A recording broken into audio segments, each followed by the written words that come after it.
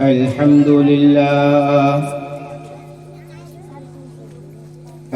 لله نحمده ونستعينه ونستغفره ونؤمن به ونتوكل عليه ونعوذ بالله من شرور أنفسنا ومن سيئات أعمالنا من يهد الله فلا مضل له ومن يضلله فلا هادي له ونشهد أن لا إله إلا الله وحده لا شريك له ونشهد أن سيدنا وسندنا وشفيعنا وحبيبنا ومولانا محمدا عبده ورسوله أما بعد فأعوذ بالله من الشيطان الرجيم بسم الله الرحمن الرحيم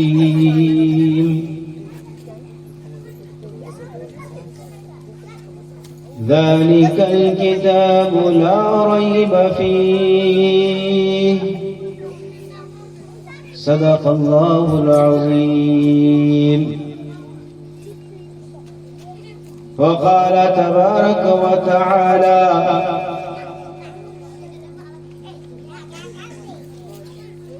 لا يمسه إلا المطهرون قال النبي صلى الله عليه وسلم خيركم من تعلم القرآن وعلمه أو كما قال عليه الصلاة والسلام محترم بزرگوں، اسٹیج پر بیٹھے ہوئے تمام علماء کرام، پردہ نشین میری مائیں اور بہنیں، قبل اس کے بعد شروع کی جائے السلام علیکم ورحمۃ اللہ وبرکاتہ۔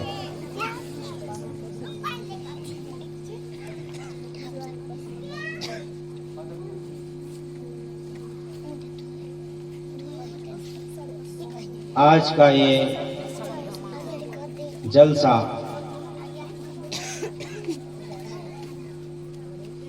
حقیقت میں بہت بڑا جلسہ ہے۔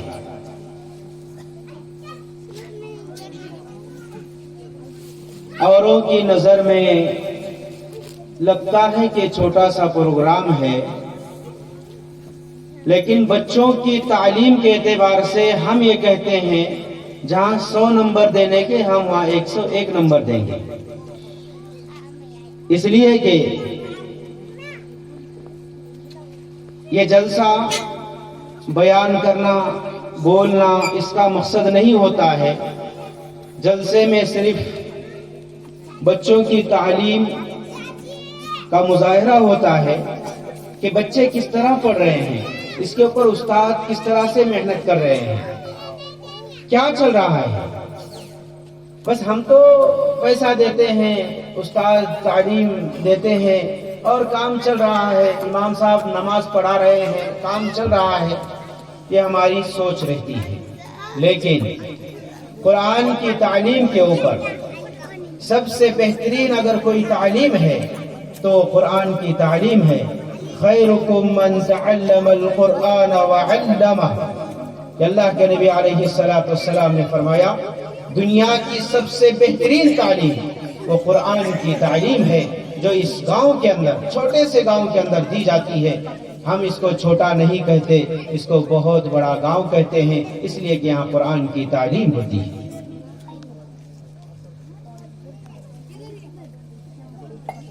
اس قرآن کی تعلیم جس کے بارے میں اللہ تعالیٰ نے فرمایا لا يمسه إلا المطهرون،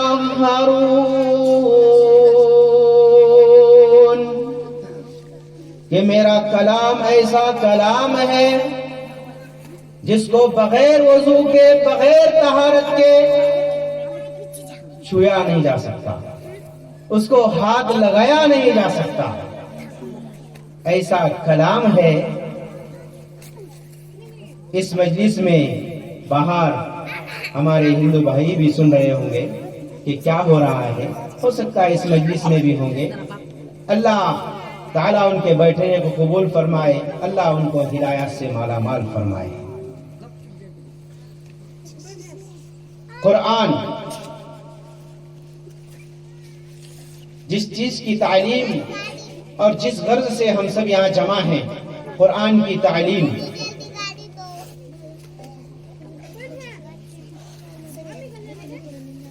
جس کو اللہ کہتے ہیں کہ میرے کلام کو تم لاوارث مت سمجھو، اس کا وارث ہے۔ جس طرح سے ہمارے مکان کا وارث ہے، ہمارے دکان کا وارث ہے، ہمارے زمین کا وارث ہے، اللہ کہتے ہیں میرے کلام کو لاوارث مت سمجھو، میرا کلام کا وارث بھی میں خود ہوں۔ حی قیوم اللہ کی ذات ہے۔ کون ہے اللہ کی ذات؟ ہمیشہ ہمیں زندہ رہنے والی ذات اگر کسی کی ہے تو اللہ کی ہے، اللہ کی ہے۔ اللہ لا الہ الا هو الحی القیوم لا تأخذه سنة ولا نوم۔ آیت الکرسی پڑھتے ہیں، گھر میں لٹکی ہوئی ہے، دکانوں میں لٹکی ہوئی ہے، گاڑیوں میں لٹکی ہوئی ہے۔ کیوں؟ اس لیے کہ تبرک کے لیے، برکت کے لیے ہم آیت الکرسی کو جو ہے دکانوں کے اندر، مکانوں کے اندر رکھتے ہیں۔ نہیں، اسی آیت الکرسی کو اپنے سینے کے اندر بھی بساؤ۔ کبھی کبھی قرآن کی تلاوت بھی کر لیا کرو، قرآن کو پڑھ بھی لیا کرو۔ اتنا لاوارث سمجھا ہم نے کہ قرآن کریم کو اتنا لاوارث سمجھا کہ ہر چیز کو جگہ ہے، قرآن کو رکھنے کے لیے جگہ نہیں ہے گھر کے اندر۔ بڑی شان و شوکت سے بیٹے کا جہیز لاتے ہیں اور اس جہیز کو رکھنے کے لیے سسر کہتے ہیں یہاں رکھو، ساس کہتی ہے وہاں رکھو، دیور کہتے ہیں وہاں رکھو، دیورانی کہتی ہے ہمارے روم میں رکھو۔ اگر رکھنے کے لیے جگہ نہیں ہے تو اللہ کے کلام کو رکھنے کے لیے ہمارے گھر کے اندر جگہ نہیں ہے۔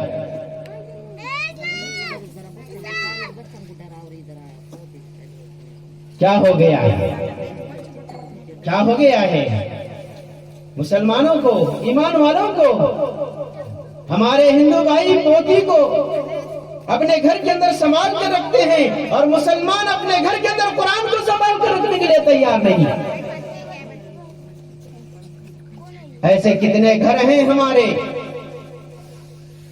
شادی ہو گئی، حالانکہ سب کچھ چیز آتی ہے، قرآن اور قرآن کی پیٹی نہ آئے تو فوراً کہتے ہیں جہیز ہم نہیں لے جائیں گے، دلہن بھی نہیں لے جائیں گے، اس لیے کہ قرآن کی پیٹی نہیں ہے۔ کیا صرف سجانے کے لیے اور قرآن کو اپنے گھر لانے کے لیے اور دلہن کے ساتھ جو بلائیں آ رہی تھی اس بلاؤں کو دور کرنے کے لیے قرآن کو لایا تھا؟ یہی تو سمجھ کر قرآن کو لایا تھا نا جہیز کے ساتھ۔ اور جیسے ہی جہیز کے ساتھ قرآن گھر کے اندر آیا، فوراً وہاں پر بزرگ ہو یا بوڑھی اماں ہو، فوراً بچے کے ہاتھ میں قرآن دیتی ہے اور کہتی ہے جاؤ بیٹا اس کو مسجد کے اندر لے جا کر رکھ دو، اس قرآن کو مسجد کے اندر لے جا کر رکھ دو۔ وہ بچہ قرآن کو مسجد کی طرف لے کر آتا ہے، جیسے ہی مسجد کے گیٹ میں آتا ہے فوراً الماری میں قرآن رکھا ہوا ہے، قرآن الماریوں میں رکھا ہوا ہے مسجد کے اندر، تو آواز دیتا ہے کس گھر سے آیا ہے، کس نے تجھے بھیجا ہے؟ آج 20 سال ہو گئے ہم کو یہاں رکھے ہوئے، آج تک ہم سے کوئی دھول کو اڑانے کے لیے تیار نہیں اور صاف کرنے کے لیے تیار نہیں ہے۔ جس گھر سے آیا ہے اس گھر پر لعنت، اس گھر والوں پر لعنت ہے۔ کیا سمجھ کر ہم قرآن کو مسجد کے اندر بیچتے ہیں؟ کیا چھوٹی سی جگہ مسجد قرآن کو رکھنے کے لیے گھر میں جگہ نہیں؟ اللہ کا کلام جس کو اللہ تعالیٰ نے کہا کہ میرے کلام ایسا کلام ہے جو تمام انسانوں کے لیے ہدایت کا ذریعہ ہے. گھر میں رکھے، گھر میں برکت کا ذریعہ ہے. ہم تو سمجھتے ہیں قرآن کو نکال دیے، باہر کر دیے، مسجد میں رکھ دو، بے ادبی ہو جائے گی. دوسری چیزوں کی بے ادبی نہیں ہوتی. میرے بزرگوں، میری مائیں بہنیں، میں آپ سے ہاتھ جوڑ کر ادباً کہنا چاہتا ہوں کہ جس کے گھر کے اندر قرآن نہیں ہے، اپنے گھر کے ایک کونے کو مسجد بناؤ. پہلے زمانہ تھا، کیا زمانہ تھا کہ مسجد کے ایک کونے کو، گھر کے کونے کو مسجد بناتے تھے. جب تو ایسا کوئی انتظام بھی نہیں تھا، ایئر کنڈیشن روم نہیں تھے، گوبر سے لپا کرتے تھے اور سفید مٹی لا کر ایک کونے کو مسجد بنایا کرتے تھے، اس لیے کہ یہاں نماز پڑھنا ہے. آج بہترین قالین بچھا ہوا ہے، گھر کے کونے کو مسجد کی کوئی جگہ نہیں ہے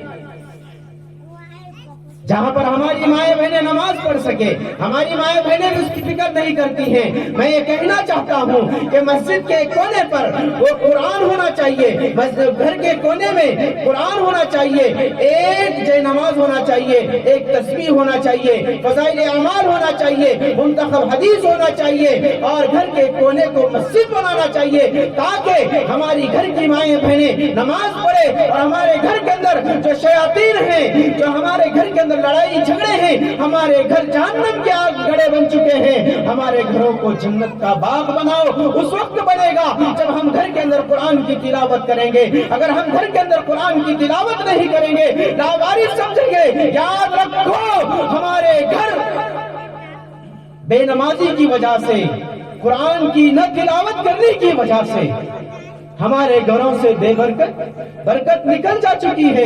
ہمارے گھر کے اندر برکت نہیں ہے، کتنا بھی کمائیں گھر میں برکت نہیں ہے. اجی حافظ صاحب بڑی تعویذ دو، تعویذ کی ضرورت نہیں ہے. ہم اپنے گھر کے اندر 5 وقتہ نماز کی پابندی کرو، قرآن کی تلاوت کرو. اللہ تعالی ہمارے گھروں کے اندر خیر و برکت نازل فرمائیں.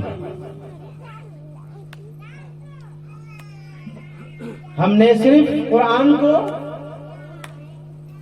دعا کے لیے سمجھ لیا، ہم نے قرآن کو صرف فاتحہ کے لیے سمجھ لیا، زیارت کے لیے سمجھ لیا، قرآن خوانی کے لیے سمجھ لیا. تو میرے محترم بزرگوں، قرآن سے محبت کرو، قرآن سے محبت کرو، قرآن والوں سے محبت کرو، قرآن سے محبت کرو.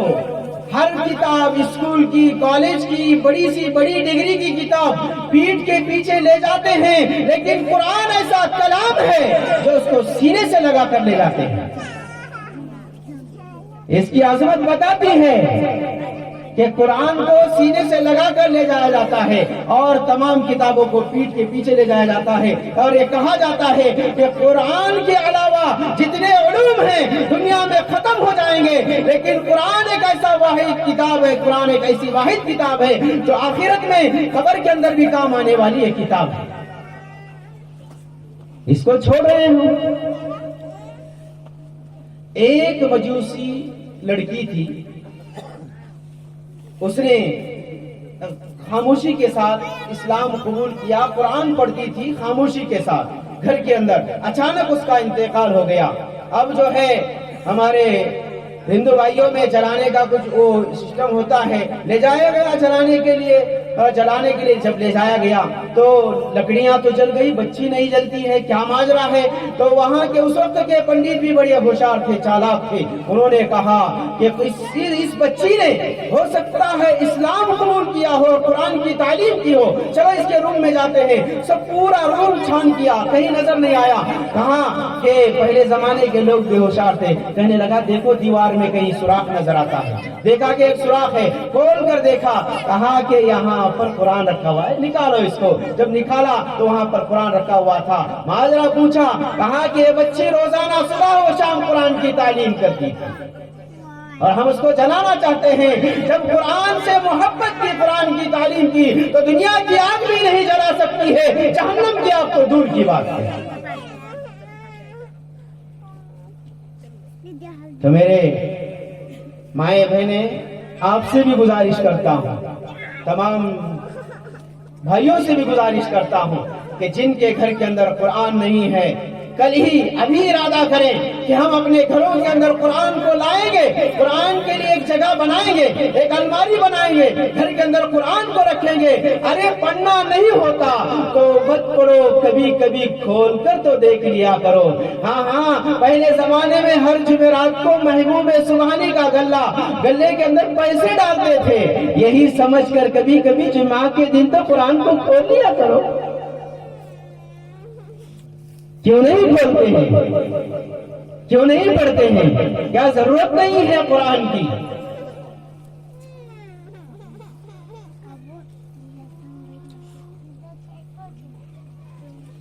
ایک شخص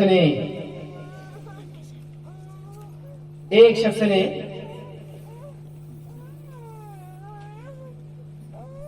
کم عقل ہوں گا، کسی کو اولاد نہیں ہو رہی تھی۔ جب کسی کو اولاد نہیں ہو رہی تھی تو اس نے اس عورت سے کہا، مشورہ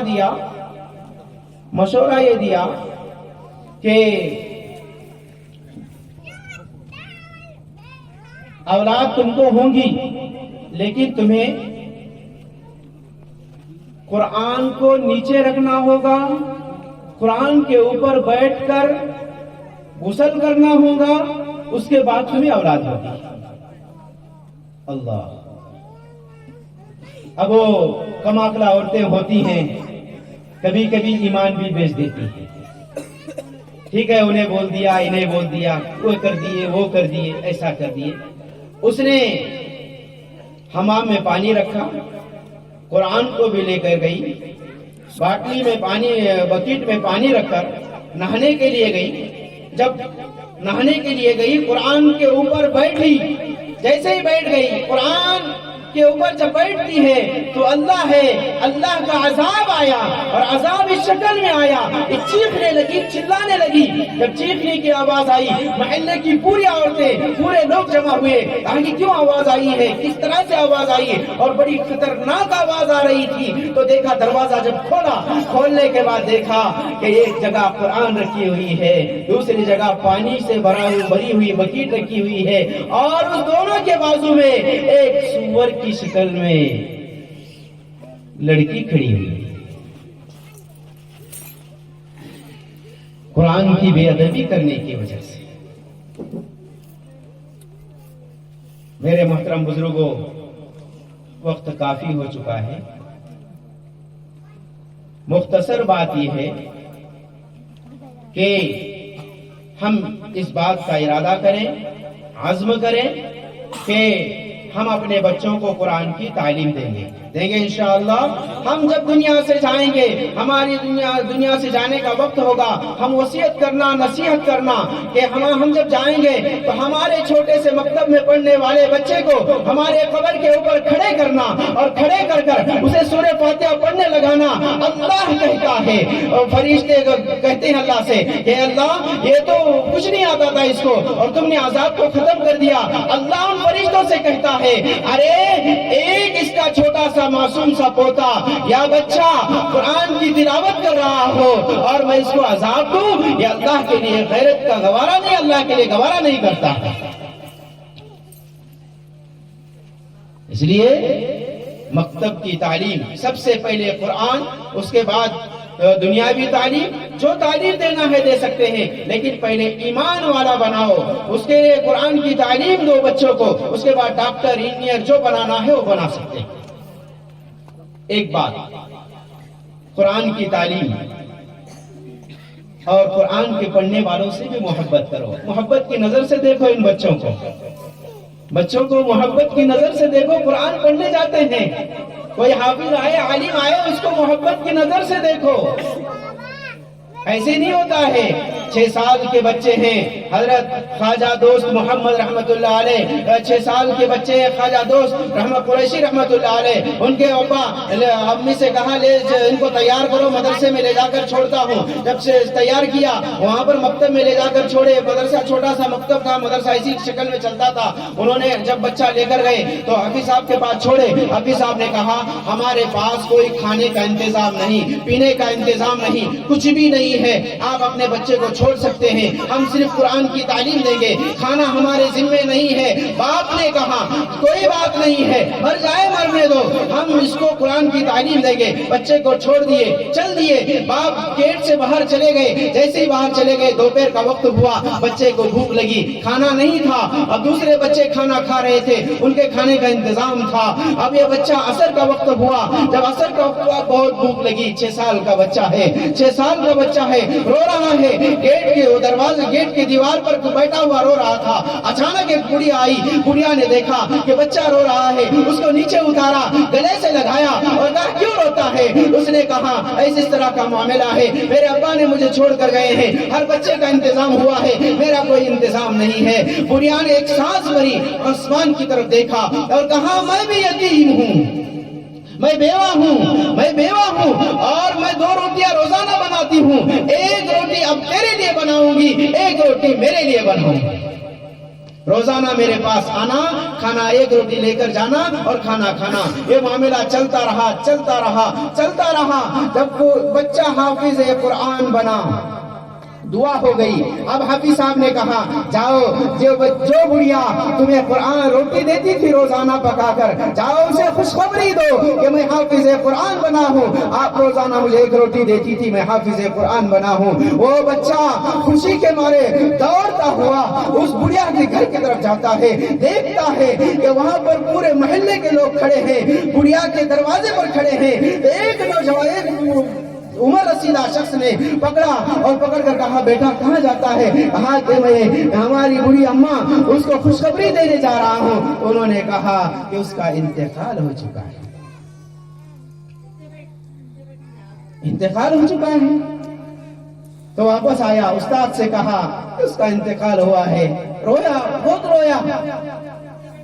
خواب میں دیکھا دیکھنے والوں نے کہ جس بڑھیا روٹی بنا کر دیتی تھی اس سے پوچھا گیا، انہوں نے کہا کہ مجھے کوئی چیز میرے کام نہیں آئی قبر کے اندر، میں صرف بچے کو ایک روٹی بنا کر دیتی تھی، وہ روٹی مجھے آج کام میں آئی، اللہ نے اس کے برکت سے مجھے آج میری مغفرت فرما دی۔ تو میرے محترم بزرگوں، قرآن والوں کی عظمت، قرآن والوں کا احترام۔ اب دوسری بات، یہاں بیٹیاں بیٹھی ہیں، ایک بات بتا کر بات کو ختم کرتا ہوں۔ آپ بھی بہت زیادہ تھکے ہوئے ہیں اور بہت ساری باتیں بتانا تھی، وقت اس کی اجازت نہیں دیتا، لیکن بولنا تو ہے، کچھ دیر بولوں گا انشاءاللہ۔ چند لمحے ہو سکتا ہے میرے اور آپ کے لیے وہ بات سمجھ میں آئے اور ہدایت کا ذریعہ بنے۔ یہ بیٹیاں بہترین انداز سے تقریر کر رہی تھی، نعت پڑھ رہی تھی۔ آج جو ماحول ہے دنیا کا، یہ مکتب کا نام بھی مکتب حضرت عائشہ رضی اللہ تعالیٰ عنہ ہے۔ کیا ہے جی؟ آپ بھی بولو نا، میں بھی بولوں گا، کیا ہے؟ مکتب عائشہ رضی اللہ تعالیٰ۔ الحمدللہ اس مسجد کے ذمہ دار بھی اور گاؤں والے بھی بڑے خوش نصیب ہیں، تمام لوگ بڑے خوش نصیب ہیں، یہ یہاں پر کچھ اچھا کام ہو رہا ہے۔ بیٹی، دو باتیں بتاتا ہوں بیٹی کے اوپر۔ آج بیٹی پیدا ہو گئی تو جلیبی، اور بیٹا پیدا ہو گیا تو پیڑی۔ نوبت یہاں تک آتی ہے کہ اس کو کہتا ہے کہ 6 بیٹیاں پیدا ہو گئی ہیں، 7ویں بیٹی پیدا ہو گئی تو تجھے طلاق ہے۔ اللہ کیا کہتا ہے؟ 6 بیٹیاں پیدا ہو گئی، شادی ہو گئی تو تجھے طلاق ہے. یہاں تک نوبت آئی جب وہ حمل سے ہے اور امید سے ہے تو کچھ مہینے گزر جاتے ہیں تو اس کا پیر پکڑ کر کہتی ہے کہ مجھے طلاق مت دو، میں آپ کے سہارے جی رہی ہوں، مجھے طلاق مت دو. تو وہ کہتی، پیر پکڑتی ہے اور کہتی ہے معاف کرو جی. ایک کمبخت ظالم زور سے لات مارتا ہے، کہتا ہٹ جائے یہاں سے، اب کی بیٹی ہو گئی تو تجھے طلاق دیتا ہوں. یہ حیثیت ہے ہماری آج کی کہ بیٹی پیدا ہو گئی، اس کے چہرے پر 12 بجتے ہیں. اتنی نحوست والی بیٹی ہے. میرے اور آپ کے آقا محمد رسول اللہ صلی اللہ علیہ وسلم نے فرمایا بیٹی رحمت ہے، زحمت نہیں ہے. بیٹی کیا ہے؟ رحمت ہے، رحمت، زحمت نہیں ہے. ہاں، بیٹیوں کے ہاتھ آسمان کی طرف اگر روتے ہوئے اٹھیں گے تو جہنم کا ذریعہ بنیں گے، اور بیٹیوں کے ہاتھ اگر آسمان کی طرف ہنستے ہوئے اٹھیں گے تو آپ کے لیے جنت کا سبب ہے. بیٹیوں کے بارے میں بتا رہا ہوں. اب اس نے دیکھا خواب کے اندر کہ جہنم میں جا رہے ہیں، پہلی بیٹی کا انتقال اس نے روکا، دوسری دروازے پر جہنم میں وہاں پر روکا، دوسرے پر اس طرح سے روکتے رہے کہ میرے ابا ہیں، ابو جان ہیں، ان کو جہنم میں مت ڈالو، مت ڈالو، مت ڈالو. جب 7 کا نمبر آیا تو پھر وہ اب جہنم کے اندر دروازہ کھلا تھا، جا رہا تھا، فوراً جو ہے وہاں پر بیٹھی. تو صبح میں اٹھا، بیوی کے پیر پکڑا اور کہنے لگا کہ معاف کر دو، آپ کے بار بھی مجھے بیٹی چاہیے، بیٹا نہیں چاہیے. کیوں؟ اگر بیٹا ہو گیا تو جہنم میں جاؤں گا. جب اپنی مطلب کی آئی تو بیٹی چاہیے، اپنی مطلب کی نہیں آئی تو بیٹا چاہیے. واہ، جب ہمارا ہو. ارے اس کے ہاتھ میں کیا ہے؟ اللہ کہتا ہے یَهَبُ لِمَن يَشَاءُ إِنَاثًا وَيَهَبُ لِمَن يَشَاءُ الذُّكُورَ. اللہ کہتا ہے اللہ جس کو چاہے لڑکیاں دیتا ہے، اللہ جس کو چاہے لڑکے دیتا ہے، اللہ جس کو چاہے باندھ رکھتا ہے، کچھ بھی نہیں دیتا، چاہے کتنے بھی قبروں کے مٹی چاٹتے. وہ اللہ کے ہاتھ کی بات ہے. کہتا ہے ارے تجھے لڑکی لڑکا نہیں ہو رہا، دوسری شادی کرتا ہوں. ارے لاکھ شادیاں کر، تیرے مقدر میں اگر لڑکا نہیں ہے تو تجھے کون لڑکا دے گا؟ یہ تو ہم کہتے ہیں نا، یہ تو گھر برباد کرنے کی باتیں ہیں. بزرگوں، گھر برباد مت کرو.